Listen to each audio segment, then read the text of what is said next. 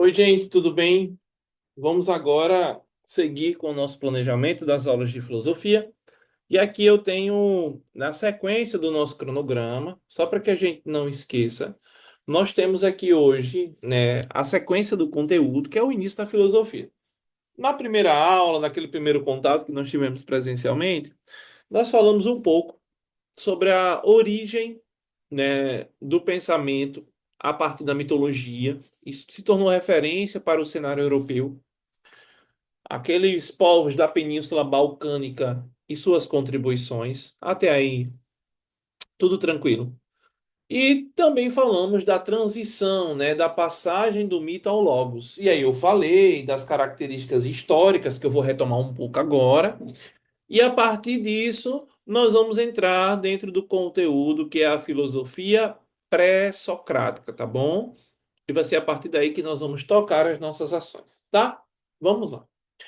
Sim, também esquecendo, né, para que você, já que nesse momento é remoto, muitas pessoas não se adaptam, então ao final eu vou resolver uma lista com 13 ou 15 questões, questão por questão, para que vocês possam aplicar o que foi dado. E também vocês receberão essa lista em PDF ao final da aula, tudo bem? Então vamos lá. Lá no século 6 a.C., a perspectiva que se tinha naquele cenário, na região onde se compreende hoje a atual Grécia, você tinha diferentes cidades-estados. Lembre-se que nós, na aula sobre a passagem do mito para a filosofia, nós fizemos esse recorte, esse apontamento. E como foi esse recorte, Agenor? Me ajuda a entender? Basicamente, o recorte tomou como referência os acontecimentos históricos que levaram o homem grego a repensar as ações e também a mostrar que os mitos são importantes, mas eles não são determinantes. E aí esse conteúdo é conhecido como a passagem do mito para a filosofia. Dentro dessa perspectiva, no século VI a.C., você já tinha tido contato do homem grego com as outras civilizações, sobretudo com os egípcios. Você já tinha tido o contato dos gregos com o calendário, com o uso, né, da matemática, com a necessidade de ter uma noção de deslocamento de uma região para outra com base na razão, com base na lógica, no distanciamento. E também você tinha dentro dessa perspectiva outro direcionamento, que era a necessidade de apontar dentro dessas variantes o modo como a sociedade grega estava sendo repensada a partir do uso da moeda, por exemplo. E aí culminou na necessidade de demarcação territorial a partir da ideia de lugar, e aí surgiu a ideia de polis. Então, no século VI, a Grécia já era constituída por diferentes situações de demarcação de estados. Você vai ter as cidades-estados Mileto, Esparta, Atenas, Tebas, Samos, Hélia, e aí você vai ter, né, essas regiões. E a origem da filosofia vai se dar a partir de alguns fatores. Um desses fatores é a questão do comércio. O intercâmbio de ideias, aquilo que eu falei em sala, contribuiu diretamente para que a gente pudesse ter o homem grego redefinindo suas ações a partir do contato com outras características. Outra coisa que se deu é a divisão da sociedade, né? Com a divisão da sociedade em cidades e estados, as divergências ou as diferenças culturais ganharam determinada legitimidade. E isso foi muito importante de ser direcionado, sabe? E isso foi uma coisa muito importante. Além disso, a liberdade religiosa, né? Existia agora outra necessidade, né, de pensar na perspectiva de algo além dos deuses, mas que isso não deixava de ser um direcionamento, tá bom? E eu acho que isso foi muito importante. Então, aquela ideia do monólogo religioso, né, de uma concepção gigante a partir dos deuses, começou a deixar de fazer todo sentido como se deveria. Aqui é uma característica, né, um recorte da Grécia e as cidades-estados que nós tínhamos dentro dessa perspectiva. E aí você vai ter a estrutura, né, organizacional da divisão política da Grécia no período entre o século VII e o final e o início do século IV a.C., você vai ter todo esse direcionamento, as cidades-estado e suas áreas, as áreas tribais e como isso era dividido, né? Isso aqui era uma coisa bem básica daquela península. E nesse entreveio surgiram os filósofos pré-socráticos, que basicamente os pré-socráticos eles tinham uma outra concepção religiosa de mundo que se apresentava que era divergente, né, da perspectiva vinculada aos filósofos, né, em comparação à mitologia. E aí você vai ter, né, duas questões centrais. A primeira, qual é a origem, a matéria ou o princípio da natureza? E a outra, qual é a autêntica realidade? A primeira pergunta, qual é a origem, a matéria ou o princípio da natureza? Você vai ter a seguinte concepção. A depender da escola, nós vamos estudar isso com calma, haverá diferentes respostas. Pode ser o fogo, como Heráclito, a água, como Tales de Mileto, o ar, como Anaximenes, pode ser, né, dentro dessa perspectiva do ar, o pneuma. Você vai ter também, dentro dessa perspectiva, os números, né, como a condição originária, o apeiron, que nós vamos ver. Então, são condições básicas que nos ajudam a refletir.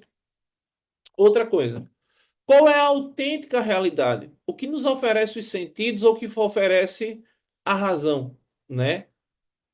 Começa a ter o conflito entre sentidos e razão, ou seja, entre o logos e a capacidade do homem de compreender a realidade a partir dos seus primeiros contatos. Até aí, tudo bem. Estamos aqui dentro dos primeiros passos para que a gente pudesse discutir sobre essa perspectiva. E aí você vai ter a escola jônica, ou milesiana, como era conhecida, onde você vai ter o grande expoente, né, Tales de Mileto e Anaximenes, que foi o seu discípulo. Eles eram monistas, eles tinham uma compreensão vinculada, né, a uma centralização da ideia de um princípio gerador das coisas. E aí você vai ter, né, Tales de Mileto trazendo as suas contribuições a partir da ideia da água. Eu vou retomar isso aqui já já, mas para ele, a água era o elemento que garantia a origem da natureza e, consequentemente, daria sentido a tudo que estava vivo. Tales não deixou nada escrito, né? Naquela época, a tradição do pensamento oral, da história oral, era muito forte. Você vai ter poucos relatos escritos, né, dentro dessa perspectiva. Então, você vai ter, né, dentro dessa ideia, as contribuições de um rapaz que ele era viajante, matemático, astrólogo e político. Muito inquieto com a forma de pensar a realidade, Tales foi o primeiro a prever, segundo a historiografia nos apresenta, o eclipse do Sol em 585 a.C. Então, para vocês terem ideia, como é que Tales começou as suas contribuições? Não foi do dia para a noite. Em algum momento, a sua mãe viaja para uma determinada região, sai da região de Mileto e vai para outra região bem distante com um grupo de senhoras e com seus trabalhadores, né? Não se esqueça, naquela época o trabalho era vinculado, era análogo à escravidão. E aí, dentro dessa perspectiva, aconteceu uma coisa bem simples de se pensar. A mãe de Tales passa mal, eles erram a rota nessa viagem, né? Os cavalos são guiados para outro destino. A mãe de Thales passa mal, e ao passar mal dentro dessa perspectiva, o que é que acontece com Thales? A mãe de Thales ela acaba sentindo a escassez de água, fica acamada, Thales fica sabendo, se desloca da região de Mileto até a região de Córdoba, na Espanha, que foi onde aconteceu isso. Ao chegar lá, percebe a mãe desidratada, né? Prestes a morrer, mas consegue ficar bem. E quando Thales regressa, passa uns dias lá com sua mãe, quando regressa para sua casa, ele percebe que os porcos, galinhas e até mesmo as plantas estavam todas secas, com a ausência de água. E aí ele deixou uma pessoa para fazer esse serviço e aconteceu que a pessoa, durante um tempo, acabou não fazendo. Qual foi a grande preocupação de Tales. Ele teve um insight. Por ser inquieto, ele praticou a experimentação. Por isso que Aristóteles via em Tales o primeiro físico ou o primeiro filósofo, certo? E aí, dentro dessa perspectiva, ele é atribuído como o mais antigo dos sete sábios, ou seja, ele foi o primeiro mesmo entre os filósofos pré-socráticos. Tales tentou, né, estabelecer uma compreensão a partir da ausência de água.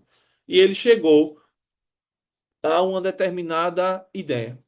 Se a matemática, que ele tinha uma escola, era uma constante com números, que ele desenvolveu um teorema, o teorema de Tales, a sua compreensão era de que a água também poderia atravessar essa perspectiva. E ao propor isso, Tales começou a ser compreendido como um indivíduo extremamente além de seu tempo, porque ele começou a centrar-se na ideia de que existe uma matéria na natureza que vai ser conhecida como arché. Anota essa palavra aqui, senhores, arché, que vai ser composta da natureza, que vai substituir as explicações antropomórficas dos mitos por elementos naturais. Tales foi o primeiro a trazer essa contribuição. Tudo bem? E Anaximenes vai seguir as suas contribuições dentro dessa perspectiva, procurando um elemento da natureza que começasse a fazer sentido para as contribuições da realidade. E aí, dentro dessa perspectiva, na sequência, você vai ter Anaximenes. Anaximenes, ele vai encontrar uma substância determinada, infinita. Se Tales encontrou uma perspectiva em que a água era o elemento central e ele poderia ser matematicamente explicado a partir da mesma aplicação, se existe uma constante dos números que nos ajuda a entender a realidade, existe também uma constante que nos ajuda a entender a realidade com base, né, na perspectiva do ar. E ao trazer essas contribuições dentro desse direcionamento, você vai ter, né, o ar como sendo, né, o elemento primeiro e infinito, que ele vai chamar de pneuma. Por isso que tem a ideia de um. Você está assistindo aula de física, tem lá, né, o êmbolo de um determinado circuito pneumático. A pneuma. Pneuma é o ar. E aí o ar é dividido e gera divindades a partir de si, segundo Anaximandro. A nossa alma é o que nos mantém unido. Então o ar seria, né, uma capacidade originária, seria o sopro vital que contribuiria para a condição. E aí, naquela perspectiva, né, você vai ter a ideia de que a Terra era plana e passeia o ar, e passeia no ar, e os demais corpos giram em torno da Terra. Depois de um tempo, essa tese vai começar a ser repensada por Aristóteles, como se a Terra fosse arredondada, como um pedregulho, mas existia essa contribuição. Tudo bem? Então, Tales foi o primeiro, né, a atribuir um sentido racional sobre o entendimento da realidade.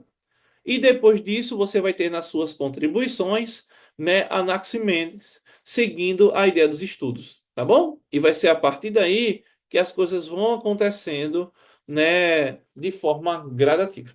E aí, na sequência, você vai ter a escola pitagórica, perdão, ou itálica. Por quê? Porque era na região próxima à Península da Itália e é atribuída em cima dessa perspectiva, tá bom?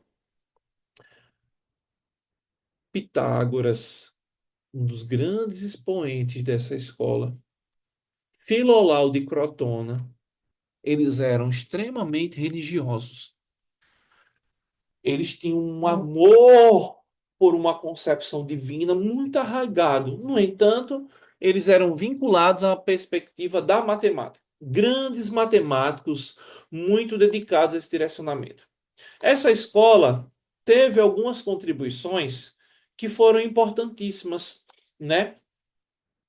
Ele, Pitágoras, atribuiu a ideia de que tudo poderia ser quantificável. A única coisa irrefutável é de que tudo é uno, tudo é número.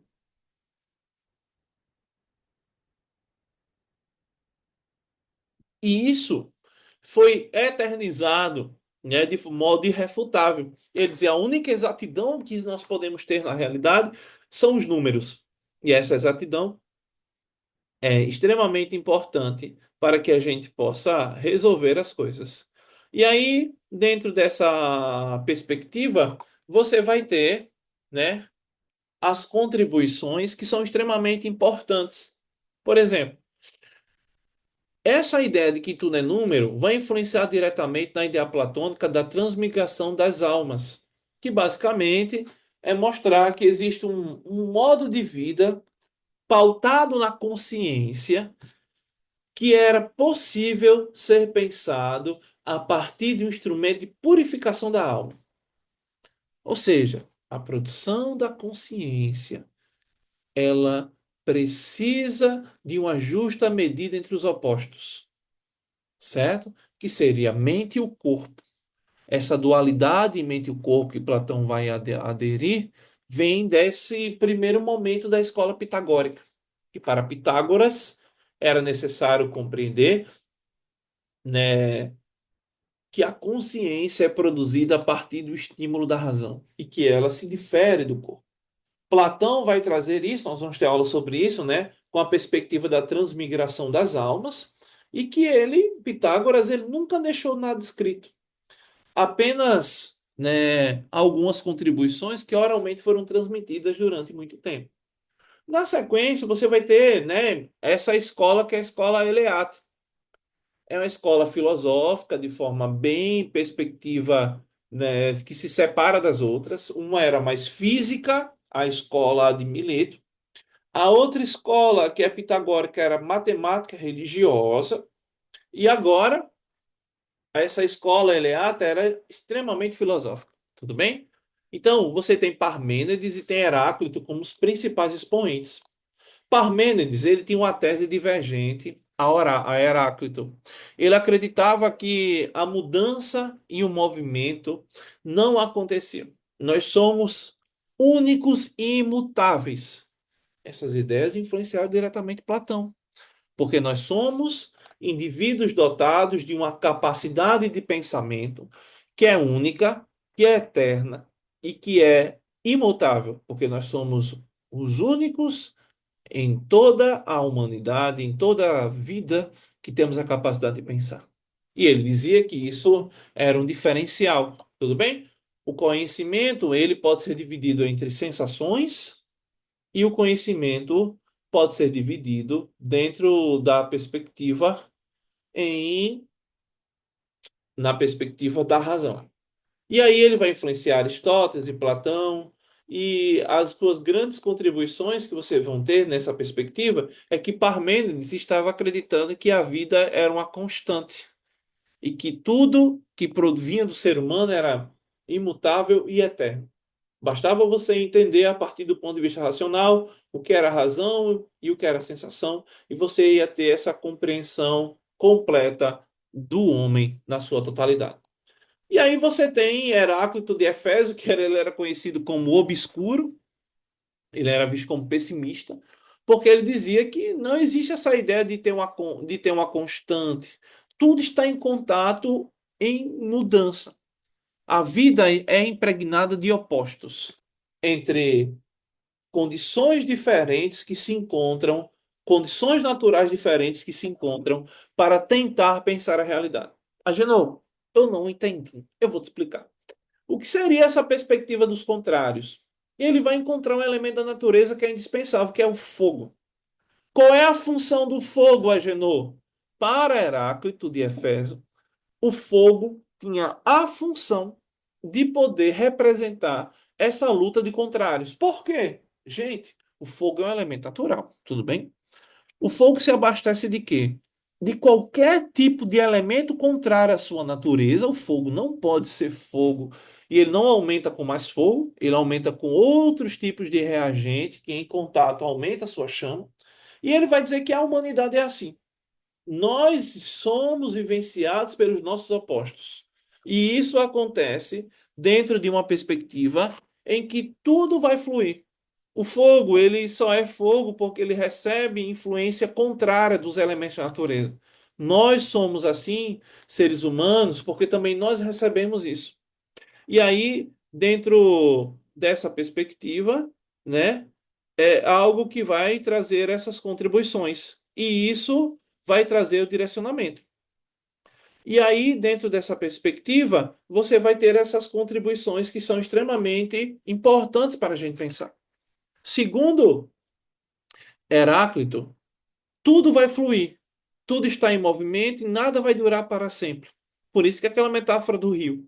Então, todo contato que nós temos com a vida, ela não é o mesmo. Você vai para o Mad Mentoring toda terça-feira assistir aula de Ano, de Agenor Pintini e Agenor Florencio. Toda terça-feira você não vai ter o mesmo contato. A aula é diferente, as pessoas estarão numa vibe diferente, você vai chegar numa vibe diferente, vai ter até algumas similitudes, mas sempre você vai ter um contato diferente com o real. E aí ele encontra o fogo como elemento que vai representar a essência de todas as coisas. E é atribuído a ele a ideia de que ele é o pai da dialética. O que seria a dialética, gente? Seria um movimento de reorganização contrária em que os indivíduos eles estabelecem contatos com o oposto. Dio vem do grego dios, lético. Dio significa duplo, lético significa fala, versão, tese. Então, a dialética são duplas teses sobre a realidade. E essas teses sobre a realidade são importantes para que a gente possa pensar as coisas. E vai ser a partir daí que nós vamos ter essas contribuições, e são essas contribuições que vai nos mostrar, segundo Heráclito, que nós precisamos entender que a vida é sempre uma tese e uma antítese sobre ela. E aí, o fogo é o elemento centralizador, porque ele representa exatamente isso. Ele precisa de substâncias contrárias à sua essência para poder sobreviver e produzir energia, produzir calor. E aí você vai ter a escola da pluralidade, que é uma corrente mais materialista e mecanicista, né? A única que vai admitir que a realidade existente são corpos em movimentos, né? Que necessariamente não precisa estabelecer contatos entre si. Aí você vai ter Empédocles, Anaxágora, e eles têm características de ser atomistas. Eles acham que existe uma unidade nuclear que vai se reorganizar a partir de elementos que são postos, né, e que não estabelecem contato entre si. E aí ele vai se opor, obviamente, às contribuições de Parmênides, sobretudo Heráclito. E esses indivíduos, eles tinham uma compreensão diferente. Por exemplo, você tem Empédocles, e Empédocles ele vai trazer as contribuições colocando que o fogo, o ar, a terra e a água ele vai estabelecer uma capacidade originária. Eles mesclando-se uns com os outros, eles vão formar diferentes objetos. Então ele vai dizer que a natureza tinha um ciclo de contato entre elementos diferentes que produzia a própria vida natural e a própria condição temporal. É como se fosse um reflexo de unidades temporais que estão dispostas a partir do contato com determinados elementos. E aí, Leucipo e Demócrito de Abdera, eles também desenvolveram a tese dos atomistas, né? Há um finito número de unidades indivisíveis. E os átomos, eles diferem em tamanho e formas, mas não são idênticos.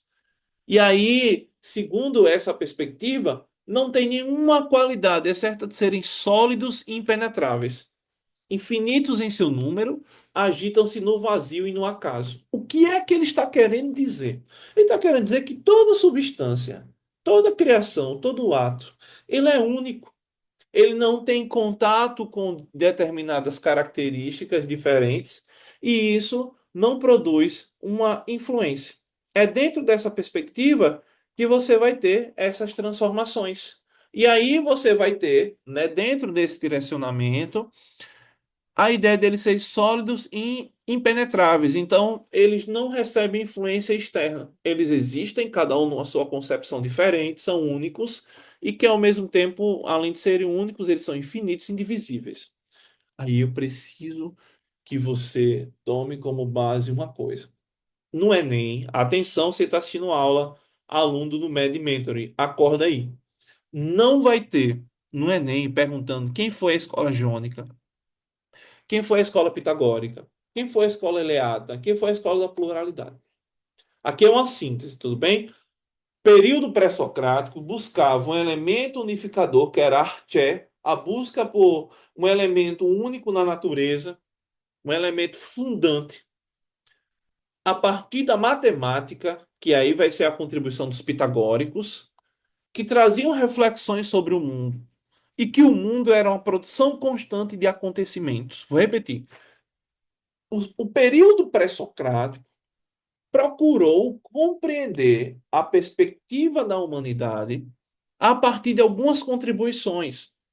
Essas contribuições estavam vinculadas à busca pela arqué, certo?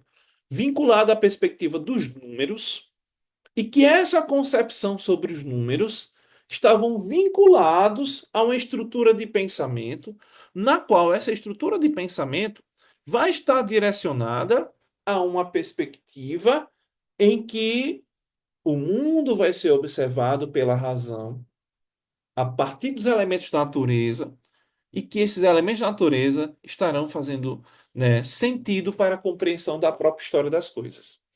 Esse período cai no Enem com as seguintes palavras, amigos.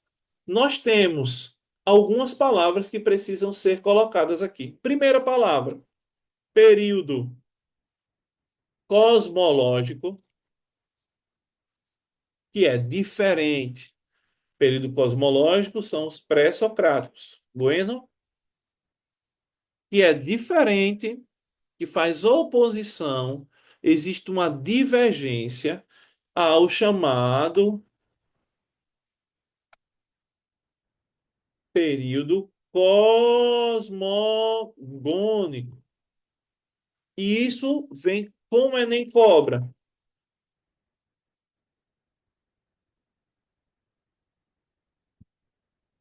Período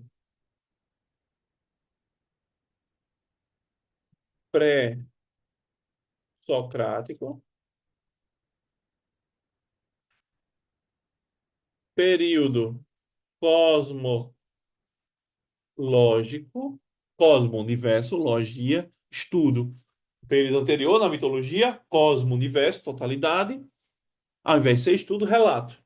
Período cosmológico. Período, não, início da filosofia. Filósofos do mundo natural, certo? Então, o Enem pode ser que ele cobre dessa forma para que vocês entendam. Ele não vai fazer uma cobrança direcionada, não vai fazer nada dentro de uma perspectiva específica, tudo bem? Aí você vai tomar como base esse entendimento de que para eles o grande objetivo que você vai ter, mas não era entender o que cada um fazia de forma específica, mas entender o giro de raciocínio que vai ser posto no Enem. A importância desses pensadores vai se dar devido às respostas particulares que eles vão dar, né, dentro de uma perspectiva racional. Então, não é a resposta particular em si, né, mas a necessidade de resolver racionalmente a questão da natureza sobre a origem das coisas. Tá bom? A própria natureza, não mais os deuses e os mitos, produz o entendimento sobre a realidade. E a produção sobre o entendimento da realidade, ela pode ter como fio condutor a busca pela razão.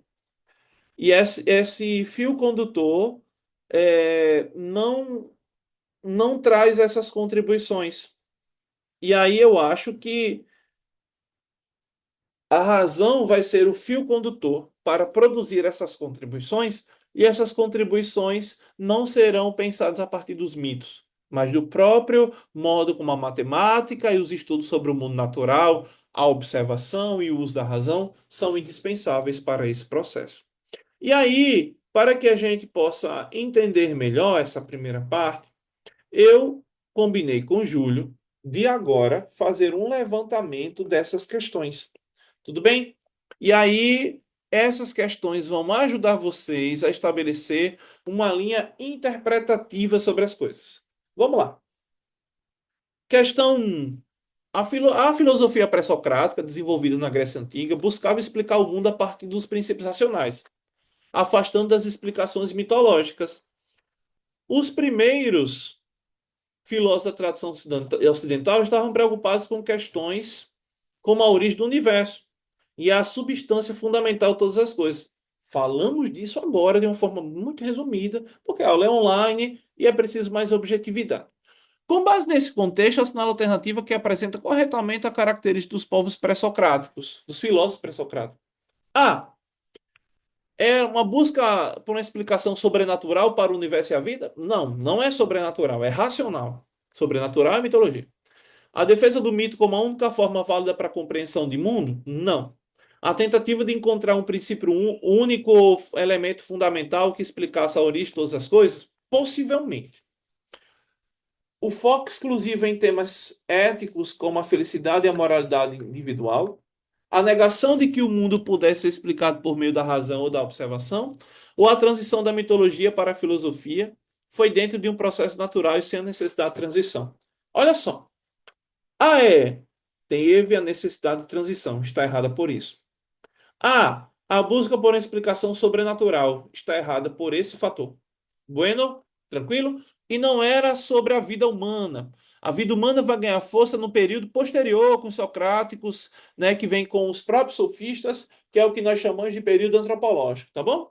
A defesa do mito como única forma válida. Não, existia uma coexistência. Os mitos explicavam alguns fatores e as observações do mundo natural apresentavam outras. Tudo bem? D. O foco exclusivo em temas éticos, como a felicidade e a moralidade individual. Isso é o período antropológico. É o período depois desse cenário. Então, a alternativa que dá conta vai ser a alternativa C, gente. A alternativa C vai trazer essas contribuições. A tentativa de encontrar um princípio único, um elemento fundamental, que explicasse a origem de todas as coisas. E aí, essa é uma questão fácil. O Enem não vai cobrar uma questão tão simplória assim, mas é uma forma de você ter essas contribuições para que a gente possa ir esquentando os motores frente a essa perspectiva, tudo bem? E aí, em cima desse direcionamento, vamos agora seguir. Questão 2. Questão básica também, tá bom, gente? Ao longo dos séculos de sua existência, a civilização grega não viu apenas o surgimento da filosofia, como também suas transformações e mudanças de enfoque em suas investigações. Assinala a opção que caracteriza a melhor forma de investigação predominando o período pré-socrático. A questão dá uma volta e pergunta se você, ei, você lembra o que são os pré-socráticos? Então vamos lá. A. Desenvolvimento de doutrinas voltadas para o exercício da alma e para a realização do bem-estar individual? Não. Essa pauta aqui, amiguinhos, é uma pauta vinculada às teses de Platão e Aristóteles. Tudo bem? Lá no período antropológico. Bem, o enfoque nas questões humanas. Parei de ler aí. O enfoque é nas questões naturais. Tá? Deixa eu voltar aqui. Vou marcar qual é o erro. Essa parte. Certinho? E essa parte de conhecer e agir, engajar-se na cidade também. Isso é inclusive uma parte vinculada ao pensamento aristotélico com a ideia do animal político, tá bom? Aquele que vive para a polis, o zoom politikon. C. Uma sistemação dos conhecimentos dos predecessores, organizando e compartimentando-os. Uma sistematização dos conhecimentos dos predecessores. Vamos deixar em aberto. Tá? O jogo de palavras aqui foi legal. D. Uma busca de explicação racional para a totalidade da realidade. Seu princípio básico, ordenação. Certíssimo.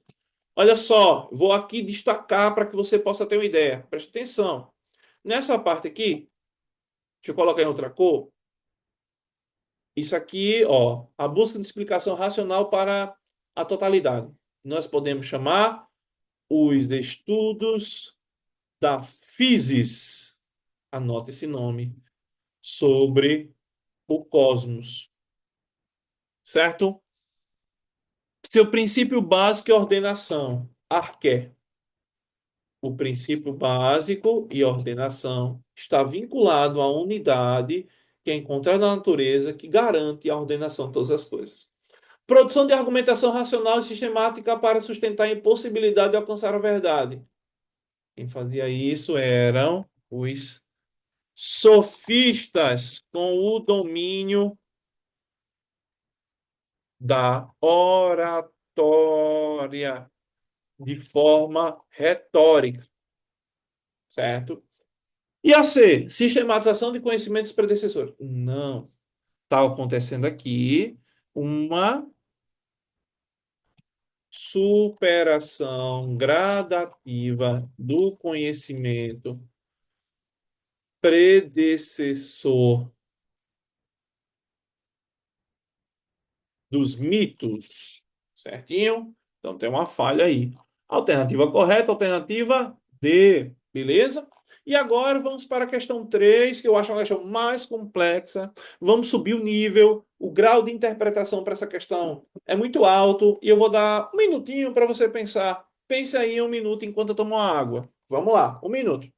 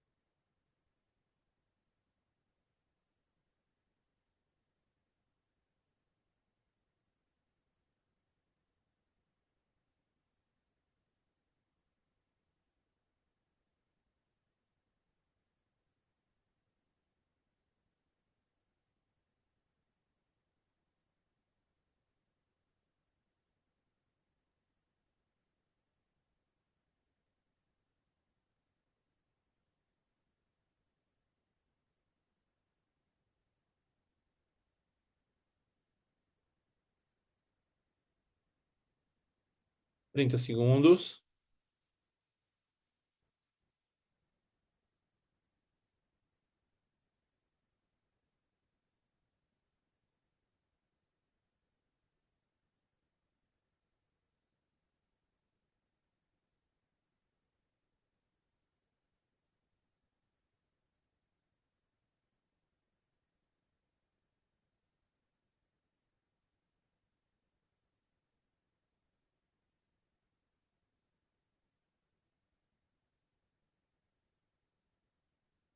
E aí, dentro dessa perspectiva, qual alternativa nós poderíamos marcar? Olha só, Heráclito, filósofo pré-socrático, ficou conhecido por afirmar que tudo flui. Nós falamos sobre isso. E que o fogo era o princípio universal, né, o fundamental para o universo. Para ele, o mundo estava em constante mudança e transformação, e a estabilidade era uma ilusão. Essa visão contrastava com a ideia de imutabilidade defendida por outros pensadores da época, com base nas ideias de Heráclito. Podemos pensar o quê? A. O fogo é a substância eterna e imutável que sustenta o universo. B. A mudança constante é a única característica essencial da realidade. C. A permanência e estabilidade são aspectos fundamentais da existência humana. D.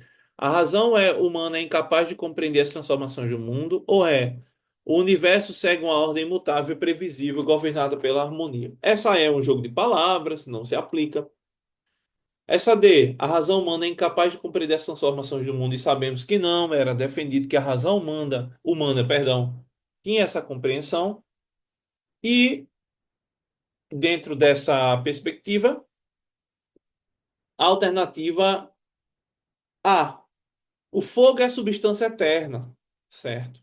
Imutável? Não. Ela se adapta aos elementos contrários que tem acesso. Por isso que produz energia. Por isso que tudo flui. Então, qual é o erro da C? A permanência e a estabilidade são aspectos fundamentais da existência humana. Ele fala da impermanência. Tudo vai se transformar a partir do contato com o divergente, com o outro. Nada será aquilo que um dia já foi, né? Nada será aquilo que já foi um dia. né? Como o Lulu Santos dizia por aí nas suas músicas. Então, a alternativa correta é a alternativa B. A mudança constante é a única característica da realidade. Olha só, Heráclito, um filósofo pré-socrático, ficou conhecido por afirmar que tudo flui e que o fogo era o princípio universal, princípio fundamental do universo. Para ele, o mundo estava em constante mudança e transformação, e a estabilidade era uma ilusão. Está aqui. Tá aqui o comando que aponta, tá bom? Então, questão de nível difícil de interpretação, mas que é possível resolver.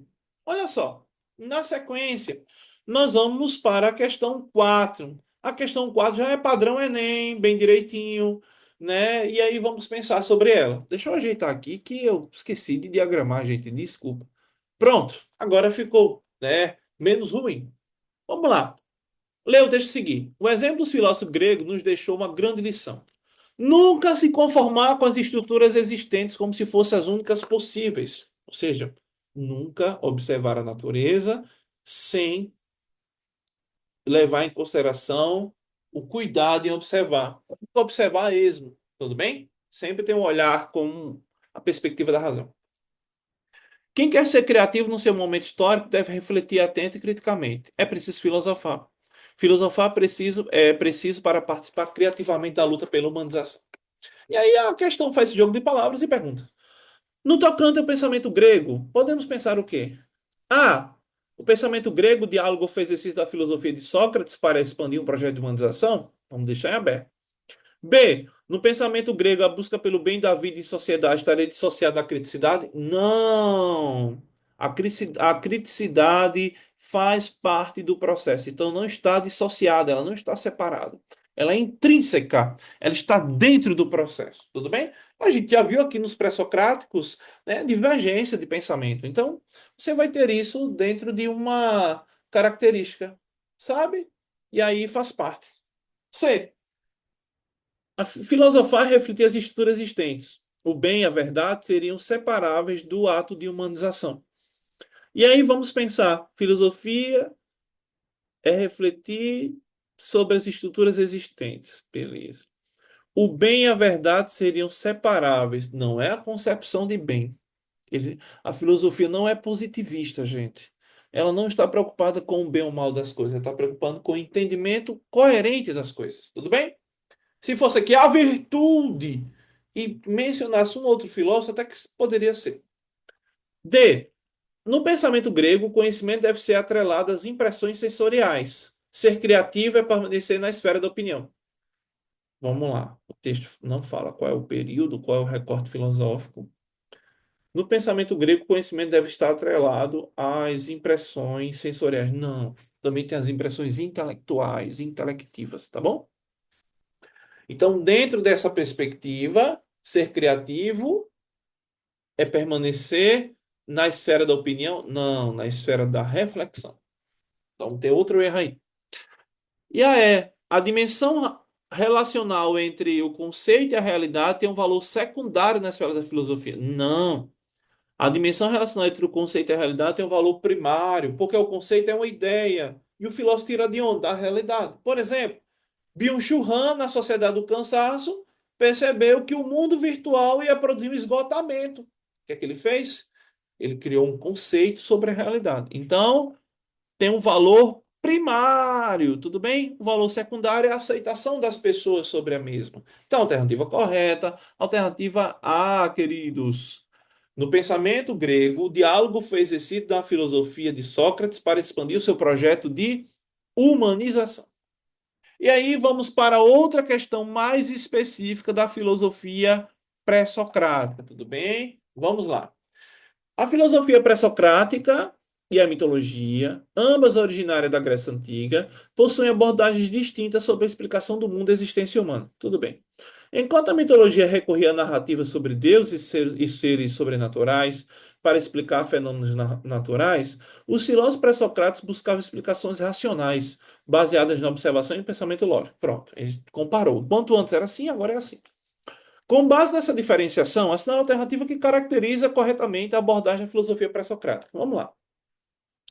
A filosofia pré-socrática refutava completamente as ideias dos deuses, adotando a visão materialista? Senhores, Não é completamente, certo? O erro está aqui. Lembre do termo passagem, transição do mito para a filosofia.